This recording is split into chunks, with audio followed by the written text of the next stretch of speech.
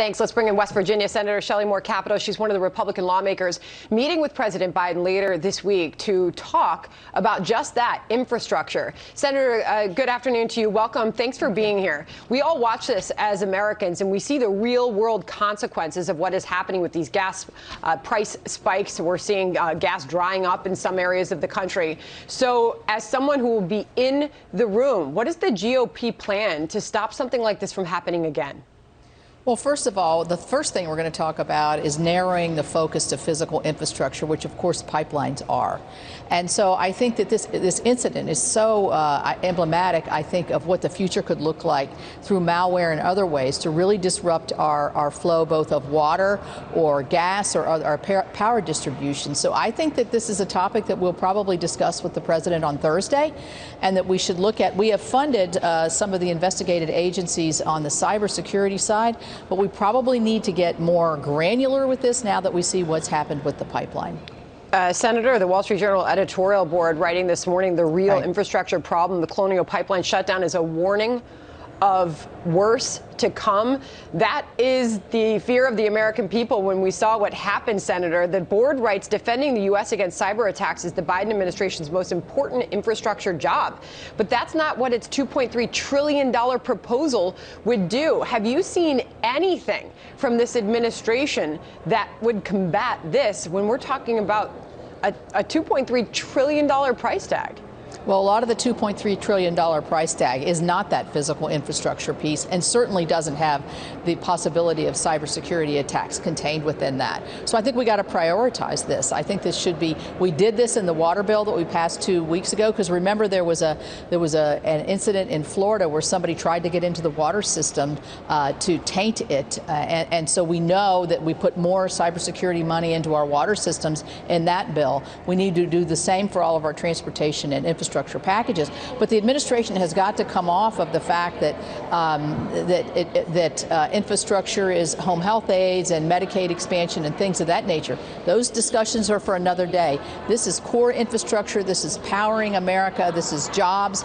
This is all the core, and to keep this safe, we're going to need to invest. Really important to get your voice on that, as your voice will be in the room with President Biden.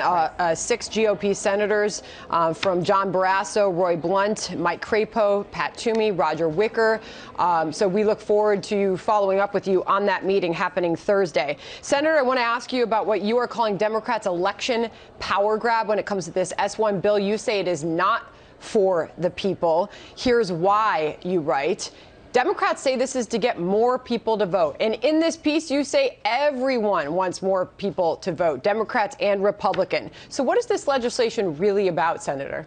It really is a power grab of the federal government taking over our state election systems. The beauty of the 2020 election under a pandemic is that we had more people voting than ever in our history in some cases. And the reason that is because our states responded to the unique situations that they found themselves in, whether it was expanding, mail-in votes or absentee votes or however they did it. And we need to preserve our states' rights to be able to make those decisions. One thing this bill does that for my state of West Virginia is we have e-voting for our military who are deployed overseas and for our folks with disabilities. They can vote electronically. And this disallows that. Now, why in the world would we disenfranchise our military voters who are deployed and people with disabilities who have difficulty getting to the polls? So it just shows you it's a one-size-fits-all federal power grab.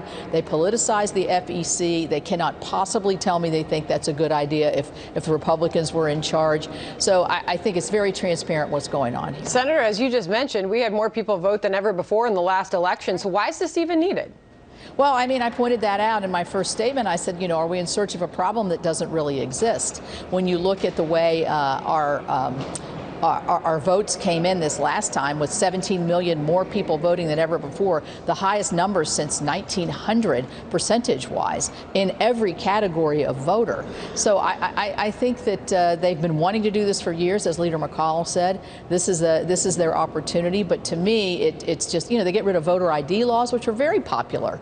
And so I think that it's a way for them to be able to control not just the discussion, but also the houses of government for the next several years. Well, Senator, we look forward to hearing back from you after your meeting Thursday on infrastructure and with the Biden administration, with the president himself. Please come back soon. Thank you. Will do. Thank you.